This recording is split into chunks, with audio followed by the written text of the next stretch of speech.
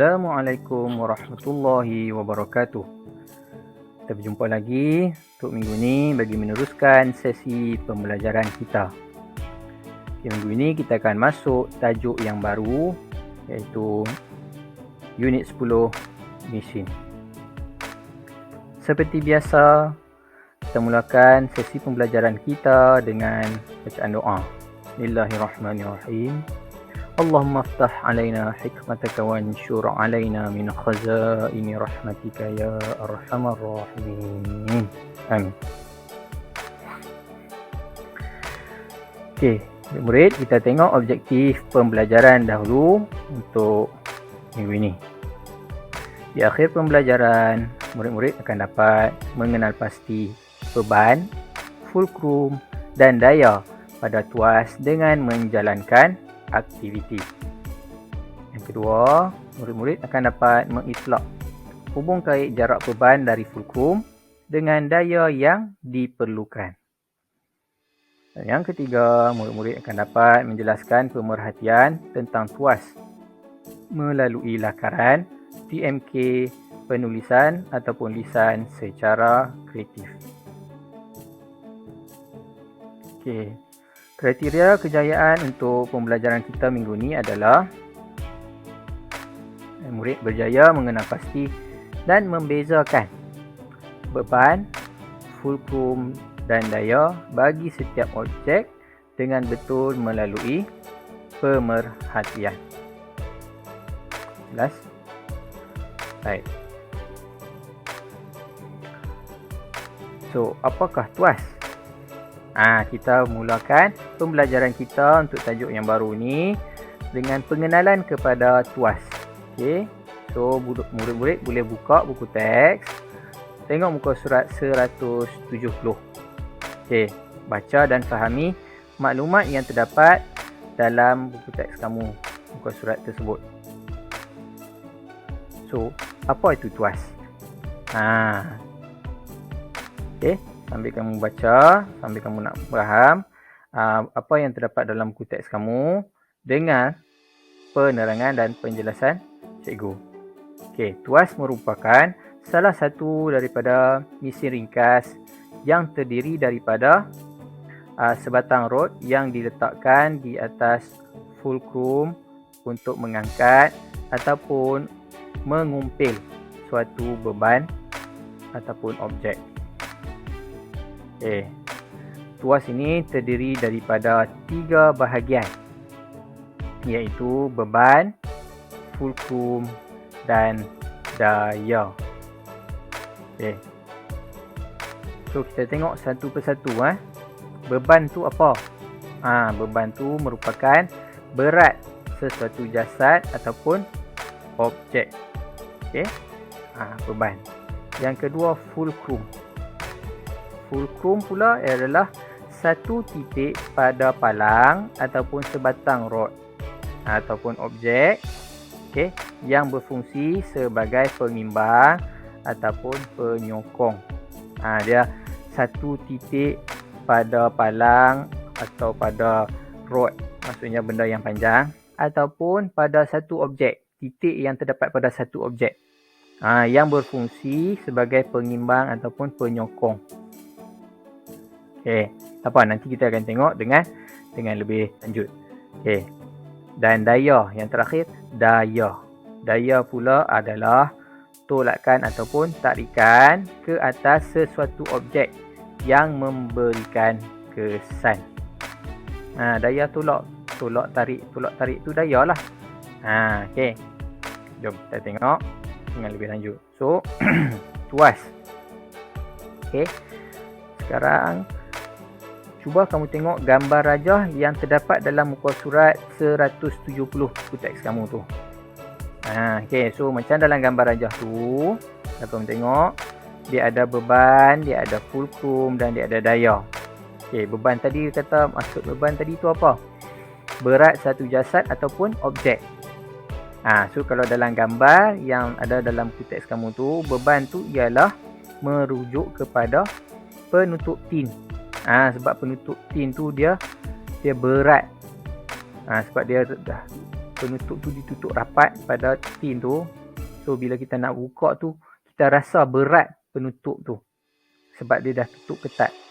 So itu maksudnya beban yang pertama. Yang kedua, fulcrum. Tadi tu apa fulcrum? Maksud dia ialah satu titik. Satu titik pada sebatang kayu, sebatang rod ataupun pada satu objek yang berfungsi sebagai pengimbang ataupun penyokong. Kalau dalam gambar rajah ni, kalau kamu tengok, so fulcrum ni adalah merujuk kepada screwdriver tu yang berada pada penutup tin. Yang dalam bulat merah tu kalau kamu tengok, perhatikan. Bahagian screwdriver yang pada penutup tin itulah merupakan titik antara beban penutup tin tu dengan screwdriver yang nak mengumpil tu, nak buka penutup tin tu. So itu titik dia. Jelas dekat ni?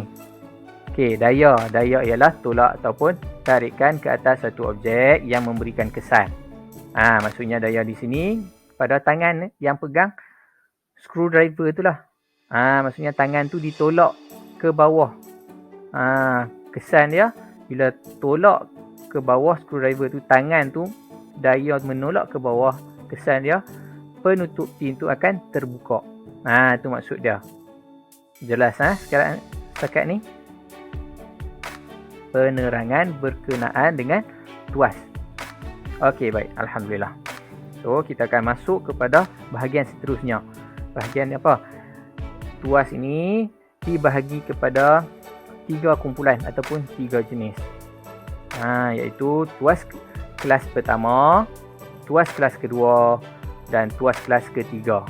So, dia ada 3 bahagian, dia ada 3 kumpulan, dia ada 3 jenis. Tuas kelas pertama, kedua dan ketiga. Okey, jom kita tengok. Okey, sekarang kita tengok jenis-jenis tuas yang cikgu baru sebut tadi. Tuas kelas pertama, tuas kelas kedua dan tuas kelas ketiga. Macam mana kita nak faham ataupun macam mana kita nak mengenal pasti ataupun macam mana kita membezakan tuas kelas pertama dengan tuas kelas kedua dengan tuas kelas ketiga. Perbezaan dia di mana? Kita nak faham dia. Okey. So, untuk mudah cikgu bagi tips. Okey, untuk mudah faham, untuk pemahaman kamu, kita kenal pasti satu-satu saja. Iaitu kita kenal pasti satu bahagian pada setiap kelas tersebut.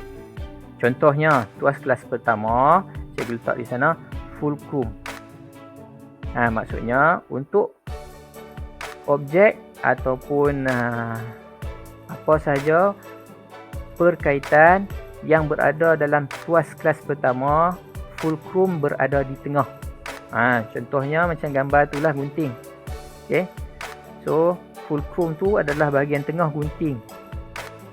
Okay. Beban berada di antara beban, iaitu kertas yang kita nak potong tu, dengan daya pemegang gunting yang kita nak potong tu. Maksudnya fulcrum ni berada di tengah. So, kita hafal untuk tuas kelas pertama, yang berada di tengah adalah fulcrum, antara daya dengan beban. Okey cikgu, daya dengan beban belah kiri ke belah kanan, tak kisah belah mana-mana pun kedudukan daya dan beban. Untuk kita nak faham, nak hafal, kita hafal kedudukan yang di tengah tu, bahagian tengah tu.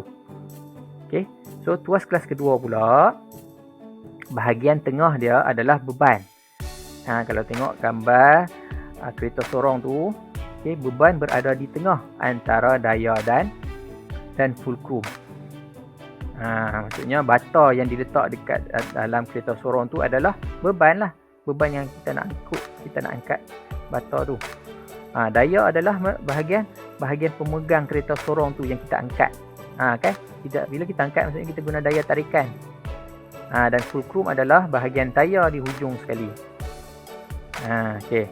Untuk tuas kelas ketiga pula, bahagian tengah dia adalah daya. Daya berada di tengah-tengah antara beban dengan fulcrum. Okey. So perbezaan dia di sini, tuas kelas pertama fulcrum di tengah-tengah. Tuas kelas kedua beban di tengah-tengah. Dan yang terakhir, tuas kelas ketiga adalah daya yang berada di tengah-tengah antara tu. Jelas semua? Baik. So, sekarang kita akan tengok contoh-contoh objek yang berada dalam setiap jenis tuas. Kita tengok tuas kelas pertama. Kita ada sana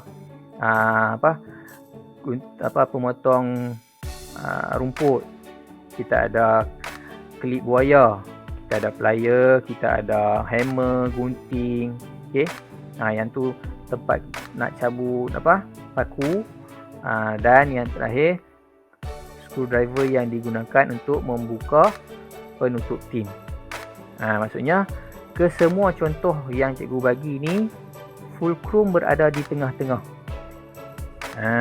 Okey. Jelas semua. Okey. So kita tengok pemotong rumput, klip buaya, plier, gunting dengan benda yang tempat cabut paku tu. Fulcrum dia, bulat yang di tengah-tengah tu berada di tengah-tengah antara daya dan beban. Okey. So hammer tu macam mana pula? Hammer tu bila kita nak cabut paku, kita guna hammer. So bahagian kepala hammer yang letak di bahagian kayu yang kita nak cabut tu adalah fulcrum. Beban dia adalah paku yang kita nak cabut tu. Dan daya dia adalah tangan kita, bahagian kita nak tarik. Okey. Jelas? Okey, kita tengok contoh untuk tuas kelas kedua. Okey. So tuas kelas kedua adalah beban yang berada di tengah. So contohnya macam tadi kereta sorong, cikgu dah terangkan dah. Okey. Penutup botol. Nak buka botol tu, penutup dia tu adalah dalam kumpulan tuas kelas kedua. Sebab beban di tengah. Beban mana? Beban yang di tengah. Penutup botol tu, bahagian kita nak umpil, nak buka tu, itulah beban. Fulcrum dia adalah bahagian atas hujung pembuka botol tu. Dan daya bahagian tangan kita yang pegang itulah pembuka botol tu. Tu pemecah buah keras pun sama. Maksudnya buah keras tu di tengah kan, fulcrum di hujung tu, dan daya adalah bahagian tempat pemegang tu yang kita nak pecahkan buah biji keras tu. Sama juga dengan kacip pinang tu. Buah keras dengan kacip pinang tu konsep dia sama. Okey, maksudnya beban di tengah. Dan pemotong kertas. Biasa tengok pemotong kertas kan? Pemotong kertas adalah contoh objek yang berada dalam tuas kelas kedua. Seterusnya tuas kelas ketiga. Ni berikut adalah contoh-contoh objek yang berada dalam tuas kelas ketiga. Kita ada penyodok, kita ada penyepit, stapler, stapler, cangkul, joran, penyapu dan pemukul baseball ke kriket ke apakah. Okey. Semua contoh ni merupakan objek yang berada dalam tuas kelas ketiga kerana daya berada di tengah-tengah. Okey. Kita ambil contoh penyepit tu lah.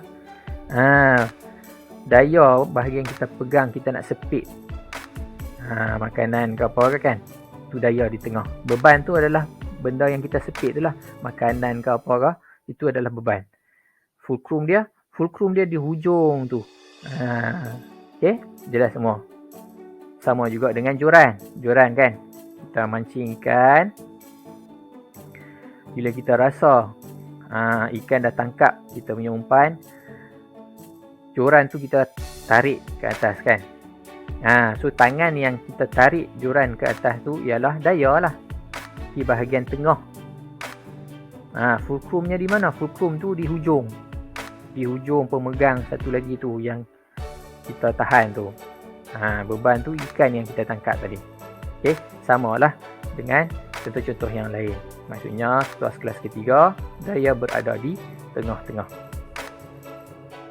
So kita recap balik. Untuk pemahaman dan nak mudah kamu nak hafal, tuas kelas pertama fulcrum di tengah-tengah. Untuk tuas kelas kedua, beban di tengah-tengah. Untuk tuas kelas ketiga, daya di tengah-tengah. Baik. Jelas semua? Okey, bagus. Okey, baiklah murid-murid. Sekarang kita akan tengok pada hubung kait antara beban dengan jarak fulcrum dari dengan daya yang digunakan untuk tuas ni. So, tengok muka surat 172. Okey, dalam gambar rajah yang diberikan dalam buku teks kamu tu, macam depan cikgu ni. Okey, ada sebiji batu yang besar. Okey, berada di tengah-tengah laluan dan menghalang jalan. So, dua orang lelaki tu cuba untuk mengalih batu besar tadi yang menghalang jalan. Okey, mereka menggunakan kaedah tuas. Okey, tengok yang pertama. Okey, mereka menggunakan kayu dan mereka menggunakan batu yang kecil untuk mengumpil, untuk mengangkat batu besar tadi tu. So, gambar yang pertama tu, tengok belah slide cikgu, bahagian gambar yang sebelah kiri. Fulcrum berada jauh daripada batu besar. Batu kecil tu, fulcrum, berada jauh daripada beban ataupun batu besar tu. Mereka cuba nak mengumpil tapi tak terangkat. Batu besar tadi tu tak tergerak. So, mereka cuba. Pada gambar yang sebelah kanan, yang kedua tu, mereka mengubah fulcrum ataupun batu kecil tadi, mereka ubah letak dekat dengan beban ataupun batu besar tadi. Dan mereka mengumpil. Sama juga. Tapi untuk yang kedua, beban ataupun batu besar tadi tu, dia senang terangkat. Senang saja diubah. Okay. So, berdasarkan situasi ni, apakah yang dapat kita buat kesimpulan tentang hubung kait antara jarak beban dengan fulcrum dengan daya yang digunakan untuk mengangkat beban tu? Okey, ini dia. Ada dua di sana. Okey, dia ada dua lah situasi. Macam tadilah, gambar tadi ada dua. So, semakin jauh jarak beban dari fulcrum, tengok gambar di bawah tu, semakin banyak daya yang diperlukan untuk mengangkat beban. Maksudnya kalau fulcrum dengan beban tu jauh, kita nak angkat beban tu, kita kena guna daya yang banyak. Tetapi semakin dekat jarak beban dari fulcrum, semakin sedikit daya yang diperlukan untuk mengangkat beban. Tapi kalau fulcrum tu kita dekatkan dengan beban. So, bila kita nak tuai dah, kita nak umpil dia, kita gunakan daya yang sikit saja, beban tu dah terangkat. Okey. Jelas semua? Baik. So, itu saja pembelajaran kita untuk minggu ni. Mari kita tengok tugasan. Okay, tugasan yang pertama, seperti biasa, selepas setiap pembelajaran, tajuk yang baru, kita kena buat nota. So, cikgu nak kamu buat nota. Tajuk yang kita belajar ni berkenaan dengan tuas sahaja dalam bentuk peta minda ataupun peta iting. Okay, kamu kena ada 4 perkara ni. Definisi tuas, komponen tuas, terdiri pada apa tadi? Beban, fulcrum dan daya. Okey. Itu pengelasan tuas. Tuas tu dia ada kelas dia kan. So kamu kena buat tu, dan hubung kait beban dengan jarak fulcrum dengan daya yang digunakan, yang diperlukan. Yang baru saja kita belajar tadi. Okey. Nota seperti biasa, gunakan buku sains 1. Okey, bila dah siap, kamu ambil gambar dan hantar. Gambar tugasan yang dah siap tu, gunakan link yang cikgu sediakan. Cikgu letak link dalam arahan, cikgu hantar dekat WhatsApp ataupun Telegram grup kelas kamu. Jelas semua? Baik. Seterusnya, tugasan yang kedua. Okey. Cikgu nak kamu buat latihan untuk mengenal pasti objek mengikut pengelasan tuas berserta labelkan bahagian-bahagian beban, fulcrum dan daya. Okey, so boleh tengok rajah macam gambar yang cikgu sertakan di sebelah tu. Okey, ada 10 objek di sana. Kamu kena lukis. Okey, bila kamu dah lukis, layar, jongkang-jongkit, kereta sorong, joran, penukul dan semua, ada 10 tu. Bila kamu dah lukis, cikgu kalau tak mau lukis boleh tak? Boleh. Kamu cari gambar 10 benda tu, kamu lekat. Okey, tu yang pertama. Yang kedua, kamu kena kenal pasti setiap objek tu dalam kelas ke berapa. Pertama ke, kedua ke, ketiga. Itu yang kedua. Yang ketiga, kamu kena labelkan bahagian-bahagian pada objek tersebut. Di mana bahagian fulcrum, di mana bahagian daya, di mana bahagian beban. Kamu kena buat. So untuk tugasan 2 ni, gunakan buku sains 2. Bila dah siap, ambil gambar macam tugasan 1 tadi. Ambil gambar dan hantar menggunakan link yang cikgu sediakan. Okay. Link tu cikgu bagi dalam arahan yang cikgu hantar kat WhatsApp ataupun Telegram grup kelas kamu. Jelas murid-murid? Baik. Kalau ada apa-apa masalah, boleh PM cikgu. Okay? So, itu saja sesi pembelajaran kita pada minggu ini. Sebelum cikgu mengakhiri video pengajaran cikgu ni, cikgu mohon kerjasama daripada semua untuk mengikuti sesi pembelajaran dengan mengisi kehadiran menggunakan link yang cikgu bagi. Link kehadiran. Dan hantar semua tugasan yang cikgu bagi. Semoga kita berjumpa lagi pada minggu hadapan. Sebelum cikgu terlupa, jangan lupa like, share dan subscribe channel YouTube cikgu. Sekian, terima kasih. Assalamualaikum.